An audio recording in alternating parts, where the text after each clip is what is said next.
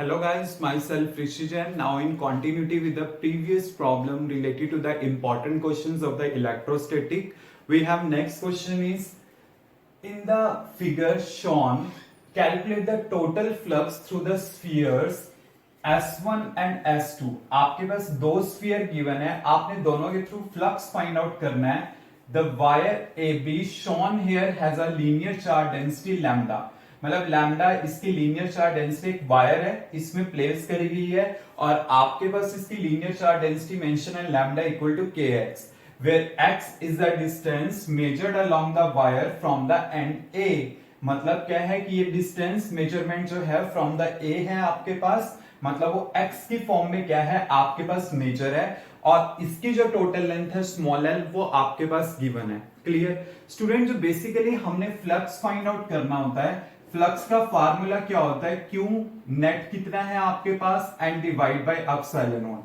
मतलब आपको net charge के बारे में पता होना चाहिए, then you will be able to find out the flux. Clear? तो देखिए हम इसको कैसे फाइंड आउट कर सकते हैं. तो देखिए मुझे ये तो पता है कि इसके अंदर कितना होगा, क्योंकि S1 के अंदर टोटल चार्ज कितना है, Q है ओनली. तो flux through the surface S1 वो तो सिंपल है, कितना होगा capital Q bye epsilon not. तो ये तो हो जाएगा. अब मैंने क्या करना है, S2 पे फाइंड आउट करना है. S2 पे देखिए कि आपके पास क्या होगा, अगर मैं S2 लेता हूं तो इसके अंदर एक तो ये वायर है और एक ये चार्ज है. तो आपके पास क्या होगा, एक तो चार्ज Q होगा और प्लस क्या होगा charge on the wire AB and divide by epsilon not. अब मेरा काम क्या रह जाता है कि सिर्फ मैंने QAB पता करना है, पुट करना है और मेरा आंसर आ जाएगा. What will be the QAB. अब देखिए उसके लिए मैं क्या करूंगा, QAB जो बेसिकली मेरे पास होगा, चार्ज जो वायर AB पे आपके पास होगा, मैं इसमें ये चीज यूज कर रहा हूं, लैम्डा इक्वल टू क्या होता है Q by L, charge per unit length. तो चार्ज क्या होगा लैम्डा इंटू L. मतलब ये ट्रिक मैं यूज करके चल रहा हूं. मतलब मैं कैसे लिख रहा हूं इसको, लैम्डा इंटू dx और dx मतलब x का वेरिएशन कहां से लेकर के, 0 से लेकर के L तक, मतलब ये 0 से लेकर के L तक डिस्ट्रीब्यूट है. क्लियर?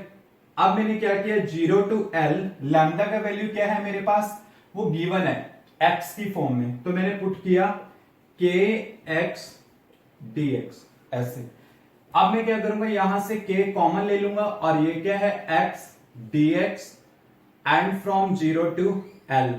अब इसका इंटीग्रेशन करके क्या आएगा, एक्स स्क्वायर बाय 2 फ्रॉम 0 टू L. आपके पास क्या आएगा. नाउ अब क्या होगा यहाँ पे अपर माइनस लोअर लिमिट, तो क्या होगा k L स्क्वायर बाय 2. मतलब 0 तो पुट करने की जरूरत ही नहीं है, सिर्फ L पुट करना है. अब ये वाला वैल्यू जो QAB का आपके पास आया है ये यहां पे पुट कर दो. तो flux through the sphere S2 वो आपके पास कितना आ जाएगा, एक तो Q है टोटल आपके पास और AB के ऊपर कितना है plus k L square by 2 divide by epsilon not. ये आपके पास आंसर आ जाएगा. मतलब किया क्या है आपने, पहले क्या है S1 में ये चीज आ गई, S2 में Q तो पता था, AB पता करना था, वो मैंने पता किया बाय द इंटीग्रेशन. ये मेरे पास आ गया, ये मैंने पुट किया और इससे आंसर आ जाएगा. स्टूडेंट जो आपका आंसर होना चाहिए हमेशा नॉन पैरामीटर में होना चाहिए. And this question is very very important, exam में काफी बार आया हुआ है, तो प्लीज इसको अच्छे से करना है और टिपिकल भी है. Clear students? Any problem? Now next question is two charge conducting sphere of radii A and B are connected to each other by a wire. What is the ratio of electric fields at the surface of the two spheres? हमने ये बताना है दोनों में electric field का ratio होगा क्या.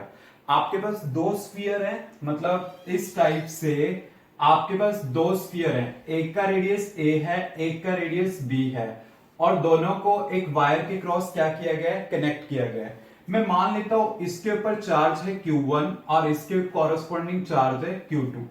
आपके पास स्टूडेंट क्या होता है कि जब मान लो कि मैंने दोनों को वायर के थ्रू कनेक्ट किया है, तो बेसिकली क्या होगा, चार्ज एक स्फीयर से दूसरे स्फीयर के थ्रू क्या होगा, ट्रांसफर होगा. मतलब चार्ज कब तक ट्रांसफर होता है, जब तक दोनों का पोटेंशियल सेम ना हो जाए.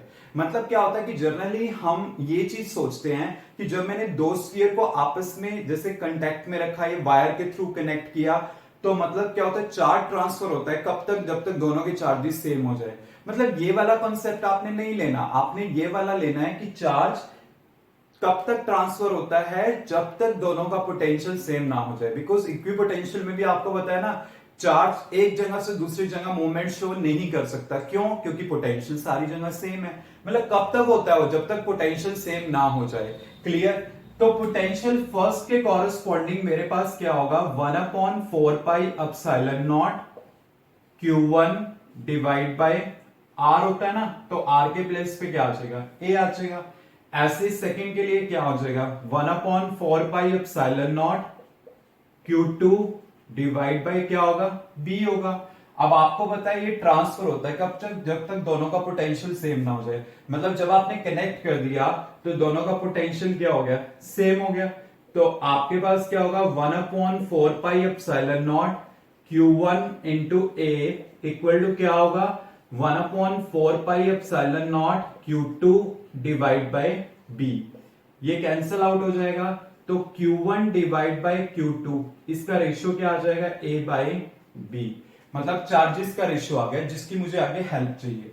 अब देखिए इलेक्ट्रिक फील्ड फर्स्ट केस में कितनी होगी, 1/4 pi epsilon naught Q1 divide by A square, क्योंकि यहां स्क्वायर होता है।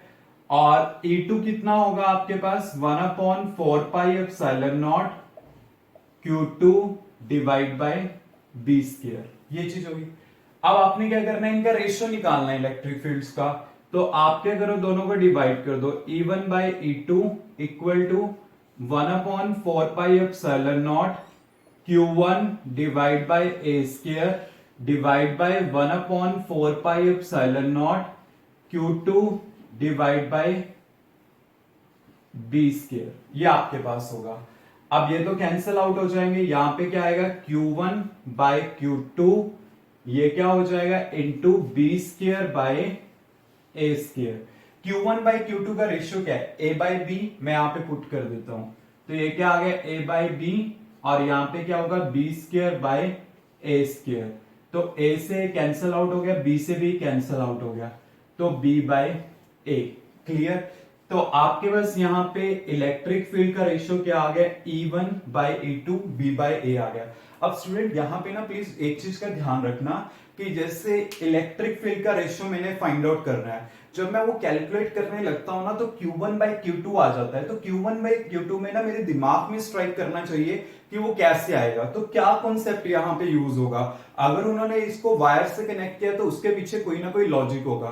क्योंकि ना एग्जाम में क्वेश्चन आया था, पहले पोटेंशियल का रेशियो निकालना था, फिर नॉट पोटेंशियल चार्जेस का रेशियो, फिर उसके बाद इलेक्ट्रिक फील्ड का रेशियो। तो यहाँ पे तो क्या डायरेक्ट पूछा गया आपको, तो आपके माइंड में ये चीज आनी चाहिए कि चार्जेस का रेशियो कैसे निकालना है। ठीक है, फिर क्यों, बाय यूजिंग द ट्रिक कि पोटेंशियल सेम होंगे तो चार्जेस का रेशियो आ गया। जब चार्जेस का रेशियो आ गया देन उससे क्या आ गया, आपके पास इलेक्ट्रिक फील्ड कैलकुलेट हो गया। Clear students, any doubt?